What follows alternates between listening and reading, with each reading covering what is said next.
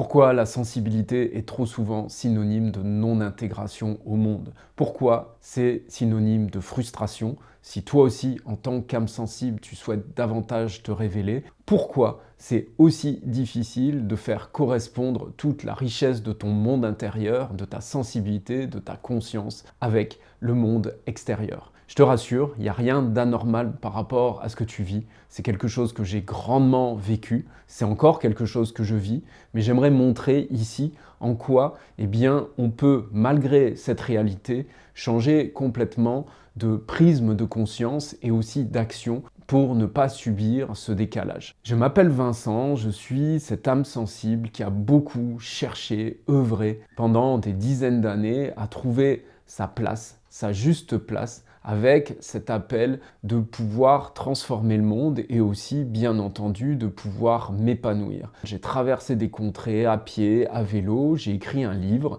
à son écoute où j'ai été chercher vraiment au fond de moi-même une grande introspection. Et à un moment, j'ai eu cet appel, ce rappel à m'intégrer beaucoup plus au monde.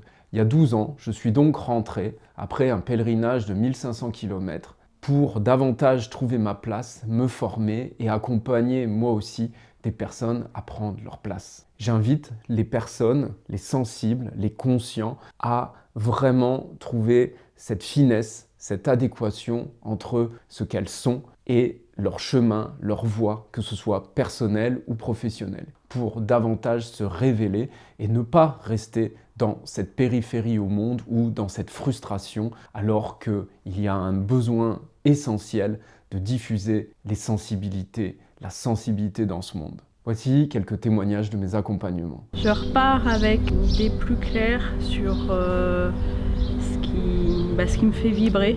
D'accord. Et l'envie de m'y reconnecter le plus souvent possible pour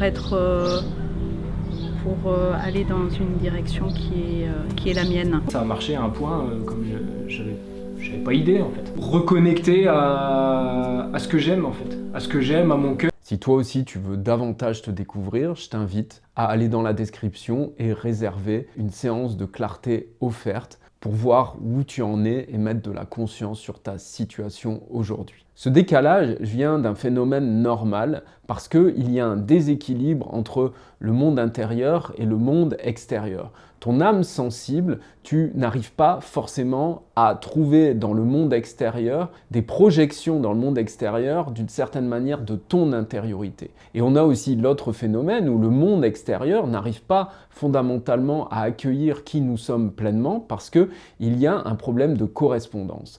Il n'y a pas une longueur d'onde d'une certaine manière qui est respectée. Pour pouvoir s'épanouir, pour pouvoir se sentir bien, pour pouvoir œuvrer, en général, au plus on se sent à être sur une même longueur d'onde avec un individu, avec un groupe de personnes, un collectif, il y a quelque chose qui est vraiment épanouissant. Quand tu as des échanges où tu te sens être sur une même longueur d'onde, il y a quelque chose qui n'est pas de l'ordre de la frustration. Il y a vraiment davantage une résonance, un écho. Et c'est cette absence d'écho qui fait que tu peux te sentir en décalage du monde. Que va-t-on retrouver comme symptôme justement avec cette absence de résonance au monde, cette absence d'écho au monde? On ne va pas se sentir, en premier point, dans une appartenance. On va avoir un sentiment de non-appartenance, de soi-même vers le monde extérieur, de ce que tu es vers le monde extérieur. Tu ne te sens pas appartenir forcément à ce monde. Le deuxième symptôme qu'on va souvent rencontrer, c'est le monde ne va pas nous accueillir à notre juste valeur. On va souvent se sentir rejeté par le monde.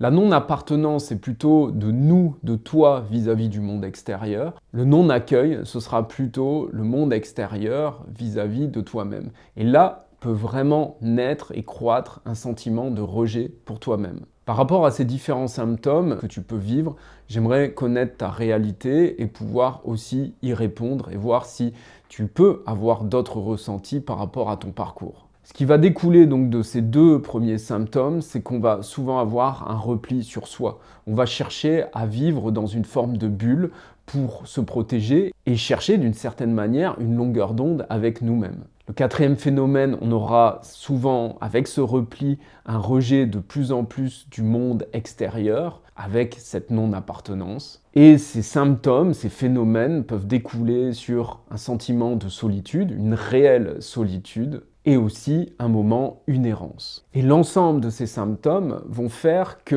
un moment, il y a un besoin quand même de déploiement. Donc on va avoir un septième phénomène, c'est qu'on va être souvent un chercheur, un explorateur, une exploratrice pour justement essayer de chercher, et ça c'est humain, une correspondance entre son monde intérieur et son monde extérieur. Donc je ne sais pas où tu en es aujourd'hui par rapport à ton parcours, mais essaye de voir justement quelle a été pour toi ta quête d'une certaine manière de te connecter, de te synchroniser entre ton monde intérieur et ton monde extérieur. Et donc on a vraiment ces deux phénomènes, c'est qu'il y a des personnes qui vont vraiment rester garantes de leur monde intérieur et chercher à l'extérieur, et on aura aussi un phénomène de suradaptation où pour s'intégrer au monde extérieur, d'une certaine manière, on oublie son intériorité. Et c'est ce qu'on peut aussi rencontrer de plus en plus dans le monde, c'est qu'il y a des personnes qui se désensibilisent. Mais si tu es cette âme sensible, peut-être que tu n'as pas possibilité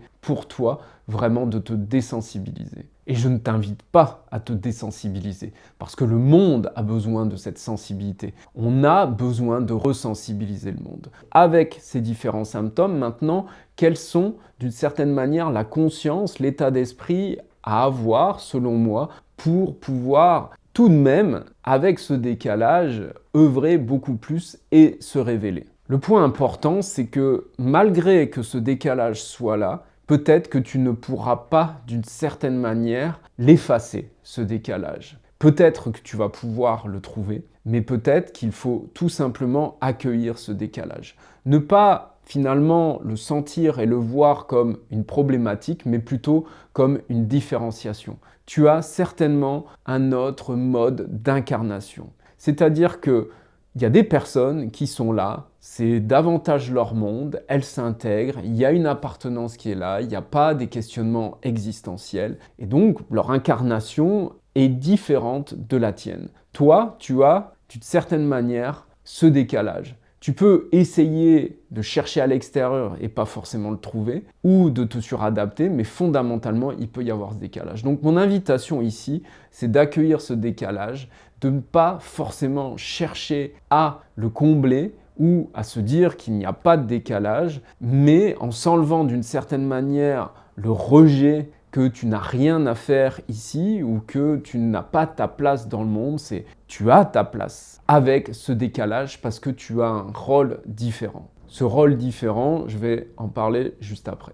Pourquoi il y a ce gouffre qui existe ? Parce qu'il peut y avoir deux phénomènes clés, c'est-à-dire qu'il y a un décalage de temps. Le monde, ou en tout cas une partie du monde, a tendance à se sensibiliser de plus en plus. Si on prend par exemple les enfants, aujourd'hui l'éducation en 2026 où je tourne la vidéo n'est pas forcément la même éducation que dans les années 60, 70, 80 ou 90. Par exemple, il y a un phénomène que moi personnellement j'ai pas fondamentalement connu, mais qu'on m'a rapporté, c'est l'instituteur qui prend la règle pour taper sur les doigts par exemple de l'enfant. On peut avoir aussi des phénomènes années 80, 90 où il est tout à fait normal de mettre une claque par exemple à un enfant. On éduque un enfant d'une certaine manière par une autorité. Une autorité qui à l'époque était tout à fait normale mais qui aujourd'hui est jugée comme insensible. Aujourd'hui, nous n'avons plus le droit, en France en tout cas, de poser la main sur un enfant.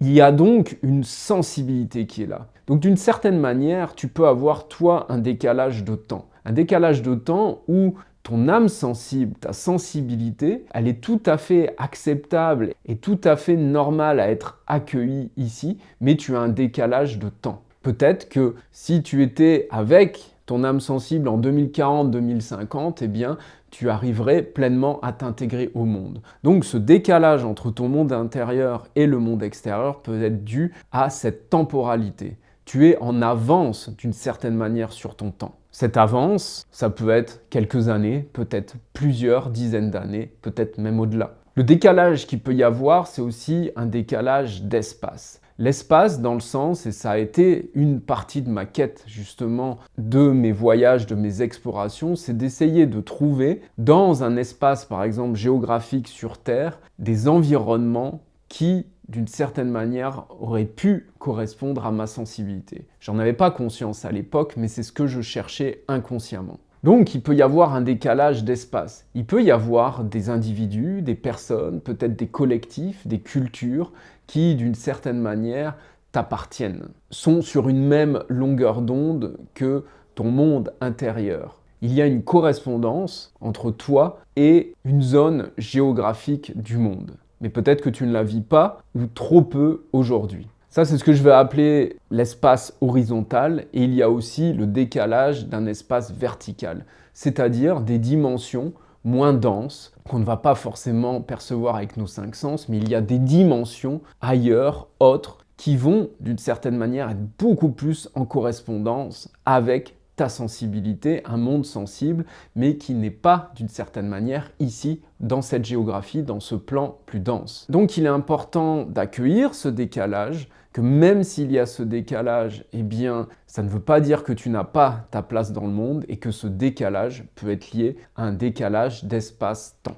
Ensuite, ce qui est intéressant pour moi d'aller voir aussi, c'est qu'il y a beaucoup d'enseignements qui vont dire que le monde extérieur est un miroir de notre monde intérieur. Et là, j'aimerais y mettre de la subtilité par rapport à cette croyance. Qu'il y ait un miroir de notre monde à l'extérieur, bien entendu, mais dans l'absolu, pour une âme sensible, tu vis aussi dans un monde qui est un miroir d'un collectif qui est moins sensible que le tien.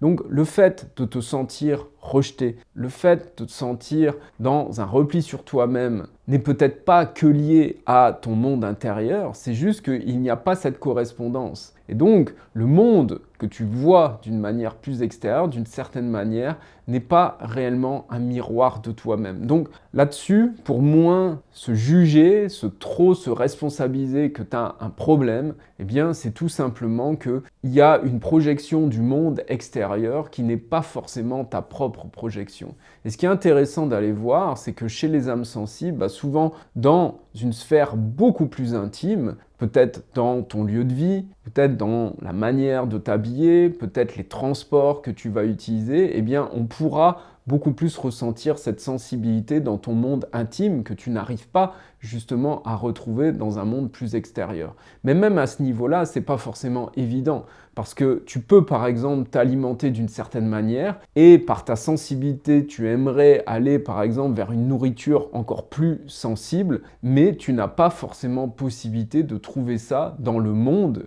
extérieur qui t'offre des éléments qui ne sont pas en lien avec ta sensibilité. Et donc ce phénomène de miroir, il peut être dû aussi où toi tu es très relié à ta sensibilité et sur d'autres parties, la puissance, la force, eh bien tu as moins été finalement connecté à ton monde intérieur pour voir peut-être cette résonance aussi sur un certain monde extérieur et aussi donc que tu n'as pas forcément suffisamment exploré le monde extérieur pour voir une correspondance entre ton monde sensible et le monde extérieur. Avec ces réalités, c'est important de se rappeler, peut-être que tu l'as touché déjà, mais que d'une certaine manière, tu es un semeur de graines, tu es un semeur de sensibilité. Que plutôt que d'être dans le train, dans les wagons, il y a une forme de locomotive par rapport à cette resensibilisation du monde. Tu es là pour apporter, peut-être en décalage avec ton espace-temps, des éléments, un monde sensible, un monde conscient, un monde riche que tu as besoin d'une certaine manière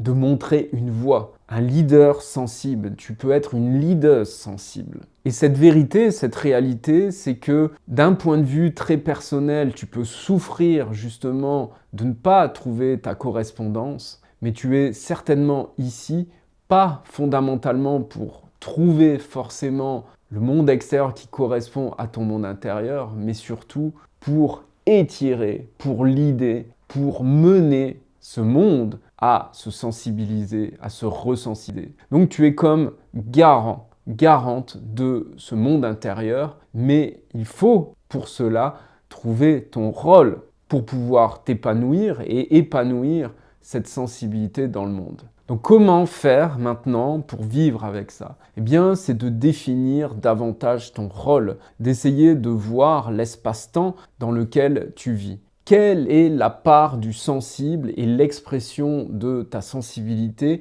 qu'il est important d'avoir et de mener? Sur quelle voie personnelle et professionnelle, quels sont les ajustements à ces différents niveaux dans tes lieux de vie, dans tes relations, qu'il est impératif de conscientiser davantage pour aller dans le bon rythme, dans le bon élan que la vie t'invite à vivre, que ton intériorité t'invite à vivre. Si tu as ce sentiment de te révéler davantage, c'est qu'il y a quelque chose qui a davantage besoin, qui souhaite éclore. Définir ses rôles, définir cet espace-temps, c'est quelque chose qui demande de la subtilité, de la finesse. Je t'invite à écrire, te laisser imprégner de tes intuitions, de relire ton parcours de vie. Et je t'invite aussi à prendre rendez-vous avec moi pour cette séance de clarté parce que j'ai passé des années, des dizaines d'années à chercher pour moi, mais aussi pour les autres. J'ai développé une conscience subtile par rapport à ça et je peux t'amener un éclairage par rapport à ça. Je t'invite à réserver une séance de clarté dans la description. C'est offert, il n'y a pas d'engagement par la suite. En fonction de cet échange, je pourrais éventuellement te proposer de travailler avec moi, de continuer en conscience sur un chemin, mais cet appel déjà peut te permettre d'avoir de nouveaux jalons pour t'orienter différemment. Donc si tu le souhaites, je te laisse prendre rendez-vous dans la description et choisir un créneau. J'ouvre quelques créneaux, donc s'il n'y a pas de disponibilité, n'hésite pas à retourner sur la page de réservation. Prends bien soin de toi, je te souhaite de continuer à être garant de cette sensibilité. En espérant que cette vidéo t'ait été utile, n'hésite pas à me poser des questions dans les commentaires. Merci de ton écoute, à bientôt.